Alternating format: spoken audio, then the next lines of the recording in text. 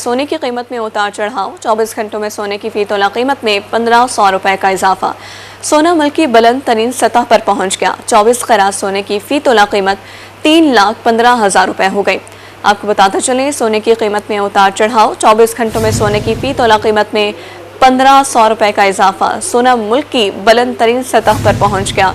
24 कैरात सोने की फी तोला कीमत 3,15,000 रुपए हो गई है।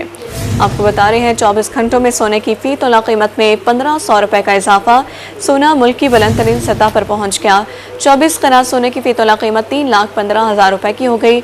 सोने की कीमत में उतार चढ़ाव। 24 घंटों में सोने की फी तोला कीमत में 1500 रुपए का इजाफा। सोना मुल्क की बुलंद तरीन सतह पर पहुंच गया। 24 कैरात सोने की फी तोला कीमत 3,15,000 रुपए हो गई। सोने की कीमत में उतार चढ़ाव। 24 घंटे में सोने की फी तोला कीमत में 1500 रुपए का इजाफा। सोना मुल्क की बुलंद तरीन सतह पर पहुंच गया। 24 कैरात सोने की फी तोला कीमत 3,15,000 रुपए हो गई। सोने की कीमत में उतार चढ़ाव। 24 घंटों में सोने की फी तोला कीमत में 1500 रुपए का इजाफा। सोना मुल्क की बुलंद तरीन सतह पर पहुंच गया। 24 कैरात सोने की फी तोला कीमत 3,15,000 रुपए हो गई। 24 घंटों में फी तोला की कीमत में 1500 रुपए का इजाफा। सोना मुल्क की बुलंद तरीन सतह पहुंच गया। 24 कैरात सोने की फी तोला कीमत 3,15,000 रुपए हो गई। 24 घंटों में फी तोला कीमत में 1500 रुपए का इजाफा। सोना मुल्क की बुलंद तरीन सतह पर पहुंच गया। 24 कैरात सोने की फी तोला कीमत 3,15,000 रुपए हो गई। मज़ीद तफसीलात जानते हैं फराज रमजान से। फराज, बताइए। जी देखिए, सोने की कीमतों के हवाले से अगर आपको आगाह करते चले तो सोने की कीमत में उतार चढ़ाव का जो सिलसिला है वो जारी है। 24 घंटों में जो है वो सोने की फी तोला कीमत में 1500 रुपए का इजाफा जो है वो देखने में आया। सोना इस वक्त मुल्क की बुलंद तरीन सतह पर जो है वो पहुंच चुका है। 24 कैरात सोने की बात करें तो 24 कैरात सोने की फी तोला कीमत 3,15,000 रुपए जो है वो हो चुकी है। जबकि कल के रोज में सोने की 24 कैरात सोने की फी तोला कीमत जो है वो 3,13,500 रुपए थी। आज जो है 1500 रुपए का इजाफा हुआ है। 22 कैरात सोने की बात करें तो 22 कैरात सोना जो है वो इस वक्त 2,88,750 रुपए फी तोला जो है वो सराफा बाजार में फरोख्त किया जाने लगा है। अगर ग्राम की कीमतों के हवाले से आगाह करें तो 24 कैरात सोना 27,000 रुपए फी ग्राम, जबकि 22 कैरात सोना 24,750 रुपए फी ग्राम जो है वो फरोख्त हो रहा है।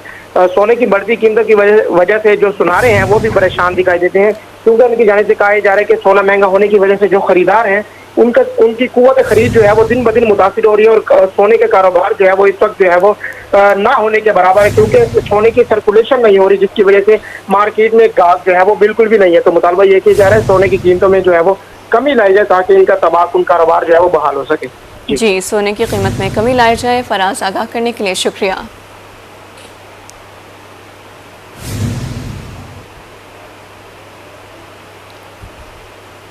रहीमिया खान में सोने का रेट तारीखी बुलंद तरीन सतह पर पहुंच गया है। सोना 24 घंटों के दौरान 3,000 रुपए फी तोला महंगा हो गया है। Chairman all Pakistan Saraf association Rana Nadeem Ahmad कहते हैं, सोना 3,000 रुपए महंगा होने से 3,17,000 रुपए फी तोला फरोख्त होने लगा है। मज़ीद तफसीलात जानते हैं आमिर भट्टी से। आगाह कीजिएगा। बिल्कुल, रहीमिया खान में सोने की फ़ी तोले कीमत में मुसलसल इजाफे का एक सिलसिला जारी है, जिसके बाद सोने का जो रेट है वो तारीख की बुलंद तरीन सतह पर पहुंच चुका है, जिसके बाद एक आम आदमी के लिए सोना ख़रीदना मुश्किल हो चुका है। इस वक्त हमारे साथ मौजूद हैं चेयरमैन ऑल पाकिस्तान सराफा एसोसिएशन व न्यू सादिक बाज़ार अंजुमन ताजरान के सदर हैं राना नदीम अहमद। उनसे जान अब पिछले 3-4 माह से देख रहे हैं कि मुसलसल बढ़ते जा रहे हैं और रेट स्टेबल भी नहीं हो रहा है। उसमें 2-3 वजूहत सामने आई हैं। एक तो ट्रंप ने टैरिफ आयद किया है पूरे यूरोप पे, फिर अमेरिका के कुछ बयानात जो इस पर असरअंदाज होते हैं गोल्ड के ऊपर, वो चीज़ें काउंट होती हैं। फिर चाइना का, मतलब ये एक ट्रेड वार है और ट्रेड वार में आप ये देखें कि आज 3025 और हमें जो खदशा है सबसे ज़्यादा IMF की आप वेबसाइट पे जाएं तो जून 2025 में 328 रुपये 40 पैसे उस पर जो शो हो रहा है पाकिस्तान रुपीज़ जो है। तो इस हिसाब से तो गोल्ड मुझे नहीं लगता 4 लाख ये जून के बाद इससे भी क्रॉस ना कर जाए, क्योंकि इस हालात में ना तो 4 लाख पे कोई परचेजिंग होगी और ये सिक्योरिटी रिस्क बन जाएगा। बिल्कुल, ये सिक्योरिटी रिस्क भी बन जाएगा और इसके लिए जो कुव्वत ख़रीद होती है लोगों की वो भी मुतासिर हो चुके हैं और उसकी वजह से आदमी को भी जो है वो मुश्किलात का सामना करना पड़ रहा है। आमिर भट्टी, शुक्रिया आपका। कायमपुर में यूटिलिटी स्टोर्स पर शहरी रिलीफ से महरूम, दूर दराज से आए शहरी खाली हाथ लौटने लगे। यूटिलिटी स्टोर्स पर घी, चीनी और आटा गायब है। यूटिलिटी स्टोर पर अशिया आम मार्केट से भी महंगी है। मज़ीद जानते हैं राव वसीम अकरम से, बताएगा। जी बिल्कुल ऐसा है कि इस वक्त मैं कायमपुर यूटिलिटी स्टोर पर मौजूद हूँ, जहाँ पे शहरी सस्ती अशिया खुर्दनोश खरीदने के लिए आते हैं लेकिन खाली हाथ वापस लौट जाते हैं। तो मेरे साथ शहरी मौजूद हैं, तो आइए हम इनसे जान लेते हैं इनके हवाले से क्या करना है। सर क्या कहेंगे आप? जी अस्सलाम वालेकुम। यहाँ हमने कई बार चक्कर लगाए हैं यूटिलिटी स्टोर पे चीज़ें लेने के लिए, कोई चीज़ भी सहूलत नहीं है, अभी महंगी है। बाहर से हम लेते हैं तो बाहर से हमें सस्ती मिल जाती हैं, ठीक है, आसान भी मिल जाती है। तो यहाँ पर ना घी मिलता है, ना चीनी है, ना कोई और चीज़ है, क्योंकि हमें सहूलत तो यही होती है ना, माह रमज़ान पे भी चलो यूटिलिटी स्टोर है, वहाँ से कम कीमत में चीज़ मिल जाती है, लेकिन इस बार हुकूमत ने कोई रिलीफ नहीं दिया। यूटिलिटी स्टोर के इंचार्ज मौजूद हैं, उनसे भी जान लेते हैं उनके हवाले से क्या करना है। यूटिलिटी स्टोर पर तो इस वजह से यहाँ वीराना जो आप कह रहे हैं वीराना ही है, मतलब कोई कस्टमर नहीं आ रहा है। उसकी मेन वजह ये है कि रिलीफ नहीं है। अगर रिलीफ होता तो आपको पता है कि पिछले साल रिलीफ था तो जहाँ पे लाइनें लगी हुई थी और आवाम सौदा सलब मतलब ख़रीद रहे थे और उनको रिलीफ भी मिल रहा था। तो इस दफ़ा गवर्नमेंट ने जो पॉलिसी है उन्होंने, तो बाकी जो सामान है साफ ज़रा अगर गवर्नमेंट पैसे देती तो सामान भी मुहैया करते। माह रमज़ान में शहरियों को यहाँ पे बहुत ज़्यादा रिलीफ मिलता था और यहाँ पे लाइनें लगी हुई थी, लेकिन इस बार बिल्कुल वीराना छाया हुआ, यहाँ पे कोई कस्टमर तक भी नहीं है। जी बहुत शुक्रिया आगाह करने के लिए। ईद में चंद रोज बाकी, बाजारों में वीरानियों के डेरे, खरीदार और दुकानदार परेशान दिखाई देने लगे। अहमदपुर लम्बा के शॉपिंग बाजार से मजीद अहवाल जानते हैं आमिद हुसैन भट्ट से। जी बिल्कुल, मैं इस वक्त अहमदपुर लम्बा के शॉपिंग बाज़ार में मौजूद हूँ, जहाँ पर आप मेरे अक्ब पर देख सकते हैं जो शॉपिंग बाज़ार वीरानी का मंजर पेश कर रहा है। तो दूसरी तरफ जो है माह सियाम का जो दूसरा अशरा भी इख्तिताम पजीर होने को है, लेकिन कारोबार यहाँ पर ना होने के बराबर हैं। मेरे साथ एक शहरी जो वो ख़रीदारी जो के लिए मौजूद है, मज़ीद उनसे जानते हैं वो क्या कहेंगे। खरीदारी करने आए हैं यहाँ पे। जो पिछले साल 2000 का सूट था वो 3000 रुपये का मिल रहा है। बच्चों के सूट बहुत महंगे हो रहे हैं, पहुँच से दूर हो रहे हैं। हुकूमत से अपील है कि महंगाई कंट्रोल में की जाए और हम बच्चों के लिए कोई सूट वगैरह ले सकें। जी हम दुकानदार से भी जानेंगे वो क्या इसके हवाले से कहेंगे। जी बिल्कुल, महंगाई बहुत है, कारोबार ठप हो गए हैं। ग्राहक बाज़ार में आते ज़रूर हैं पर कुछ ख़रीदे बगैर जो है चले जाते हैं। हमारी गवर्नमेंट से अपील है कि महंगाई पर कंट्रोल किया जाए ताकि जो है हमारे भी कारोबार चल सके और ग्राहक भी बासानी सामान खरीद कर सके। जो शॉपिंग बाज़ार वीरानी का मंजर पेश कर रहे हैं, इसकी जो मेन वजह है सिर्फ महंगाई का जो मेन मामला है। जी आबिद, शुक्रिया आपका। ईद करीब है, खरीदार शहरियों की बड़ी तादाद ने बाज़ारों का रुख कर लिया। बाज़ारों में रश महंगाई की वजह से खरीदार और दुकानदार दोनों ही परेशान हैं। मज़ीद जानते हैं साजिद चौधरी से। जी बिल्कुल, जैसे ही ईद करीब है, बाज़ारों में जो है वो रश काफ़ी देखने में नज़र आ रहा है। मैं इस वक्त गड़ा मोड़ एक मार्केट में मौजूद हूँ, जहाँ पर ख़रीदारों का बहुत ज़्यादा रश है। मेरे साथ इस वक्त एक दुकानदार मौजूद है, आइए उनसे बात करते हैं कि इस हवाले से उनका क्या कहना है। जी देखो जी, ईद करीब है, उसकी वजह ना मार्केट में भी काफ़ी ज़्यादा रश वा। कस्टमर आते हैं, दुकानदारों के कोले रेट चीज़ का पुछते हैं तो चले जाते हैं। उसकी वजह यह है कि पहले दुकानदार परेशान से, आने वाला कस्टमर परेशान वा, चीज़ों के रेट बढ़े हुए हैं। तो लिहाजा हुकूमत अगे मुतालबा वा कि महंगाई के वाल कोई ख्याल किया जाए। जी जैसा कि आपने दुकानदार की बात सुन, उनका कहना है कि रश तो बहुत ज़्यादा है, लेकिन ख़रीदार जो है वो उनकी क़ुव्वत ख़रीद जो है वो बिल्कुल ना होने के बराबर है। पिछले साल की निस्बत इस दफ़ा जो है तकरीबन तमाम एशिया के रेट जो है वो बहुत ज़्यादा हो चुके हैं, जिसके बायस जो ख़रीदार है वो नहीं ख़रीद पा रहे। हमारा हुकूमत से मुतालबा है कि रोज़मर्रा जो इस्तेमाल की चीज़ें हैं उनके रेटों में कमी की जाए ताकि जो ख़रीदार है वो आसानी से ख़रीद पाए। बहुत शुक्रिया साजिद आपका। बहावलपुर और लोधरा के दरमियान स्पीडो बस बंदिश का मामला, इंतजामिया की तरफ से मुतबादिल ट्रांसपोर्ट फराहम करने की शराइत ट्रांसपोर्टर्स ने मुस्तरद कर दी।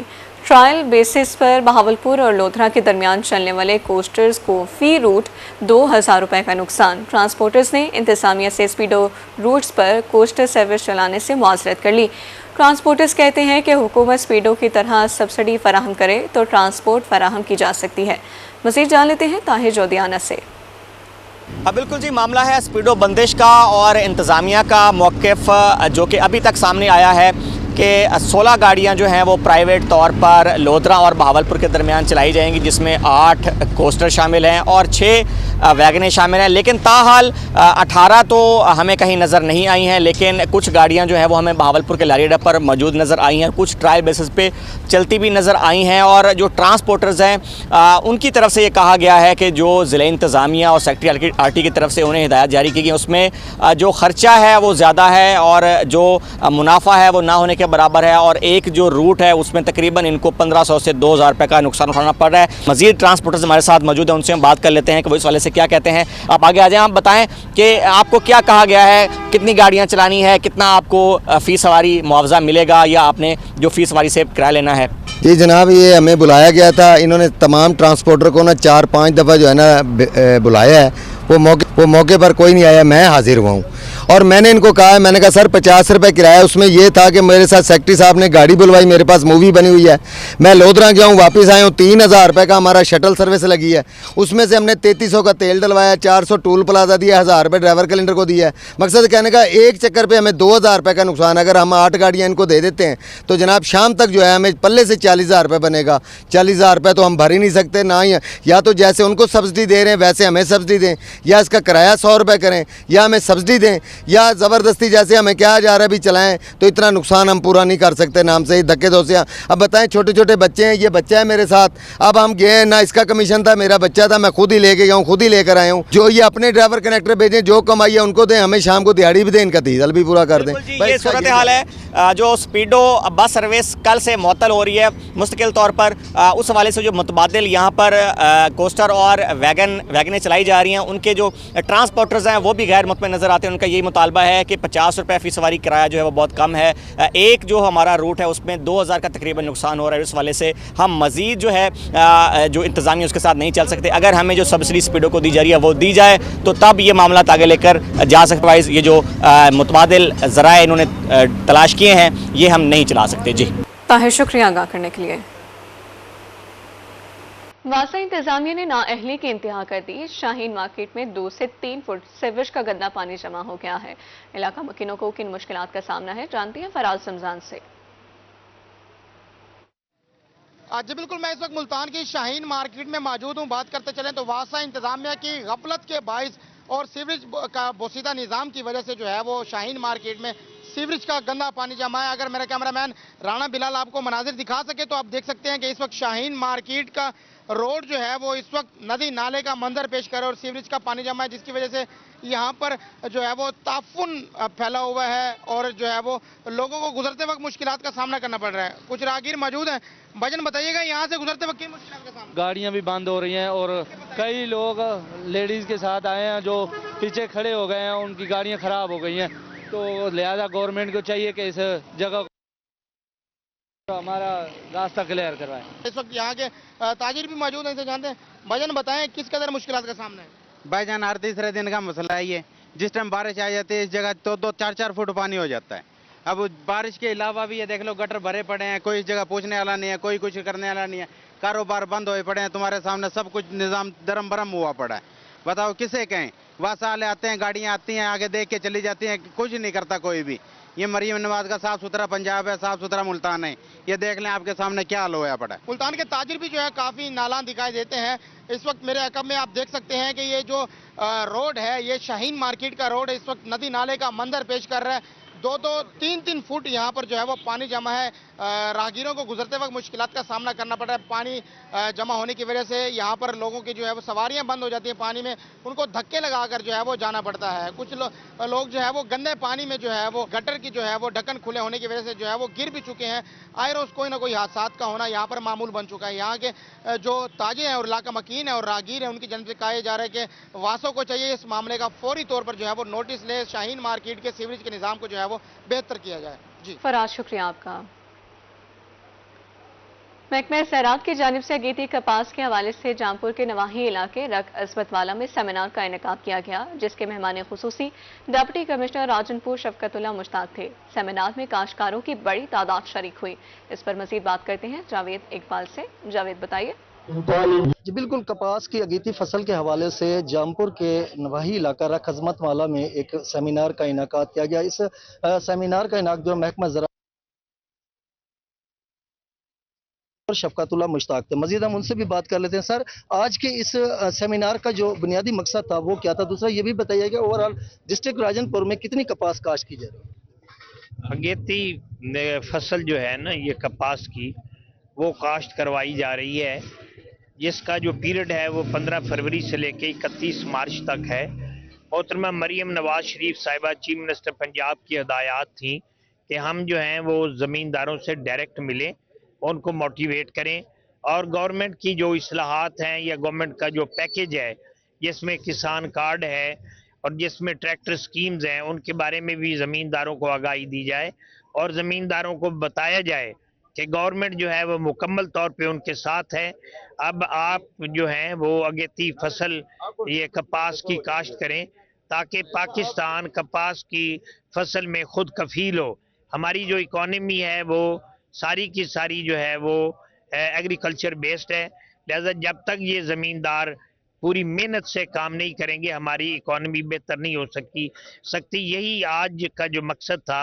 अब हमारा जो टारगेट है ज़िला राजनपुर का वो 1,48,000 एकड़ है अगेती फसल काश्त करने का, और इंशाअल्लाह अब ज़मींदारों से मुलाकात हुई है, ये बड़े एक्टिव लोग हैं और पूरी दिलचस्पी ले रहे हैं, मेहनत कर रहे हैं।